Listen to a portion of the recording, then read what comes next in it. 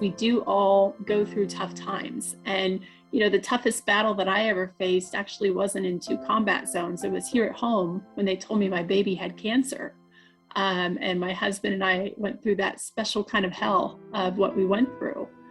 But to rewind to 9/11, I'm not afraid to do tough things. You know, you don't do, something because it's easy. I was in those formative years. I was in my early 20s, finished college, paying off my student loans, thinking about grad school.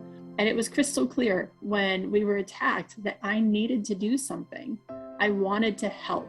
And it's, I think, the simple notion of just all of us feel that in some way, shape, or form throughout the day, throughout the week. Maybe it's something that's persistent that keeps coming back to us on how we want to help. And I think it's our nature. It's the better part of our nature. I needed to wear a uniform, and I served our nation in uniform for 10 years. It was the spring in 2010. I, as a commander, had multiple teams spread out across the battlefield in Afghanistan. We were doing, a regular routine mission. My company was full spectrum intelligence operations. So any day could be an offensive mission, a defensive, stability, or support. We were going into a village that day outside of Fob Kuchbak to talk with some of the, what we knew were Taliban fighters, village leaders, always building relations, trying to get information and intel always. Right around that area, all the older elderly men were, in that little grouping, and right to the side were these little kids that were kind of looking over and peering over. Sometimes they'd run up to us, and depending on the villages and the areas, on how easily they'd interact with us, versus sometimes they were told to get away from us and hide.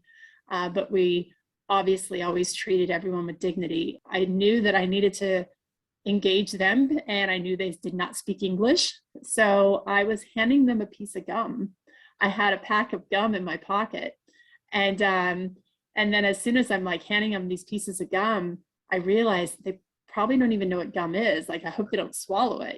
I'm like, oh no, what have I done? Thinking, well, no one's ever been harmed by swallowing one piece of gum. But it was just a way to be human. And people never forget certain interactions. Leadership is lonely. Leadership is uncomfortable. Leadership is beautiful. I had one person when my book came out, and they said, well, just get down to it. Like, what's the most important thing I need to know about leadership? Can you just tell me the one thing? I know there's no cliff notes to leadership at the end of the day. But if I had to give you one aspect of what I think what you need to sleep on tonight, my command philosophy always when I was in uniform, and just consistently throughout my life, and I think how I live my life, is it doesn't matter what leadership values you espouse. It really gets down to how you live your life. And there's a chapter in my book called You See a Light, You Don't Hear One. And we need to see our leaders doing and being what we want them to do and be, and the people that we would want to follow. And I think that, the very base aspect of that, we need to be that as people. I think that there's a big part of our society that we're shifting right now. And I think we're yearning and thirsty to get to a place of, let's be together again, work on a mission, take our value set as that bright light as we move forward.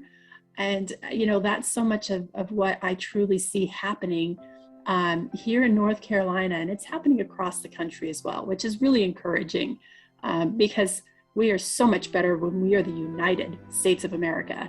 And look at what's going on in the world. You see what's happening here at home. We absolutely need to be Team America again, and we have to be focused on being strong internally and getting past the distractions and the bait of going after this sidebar or that.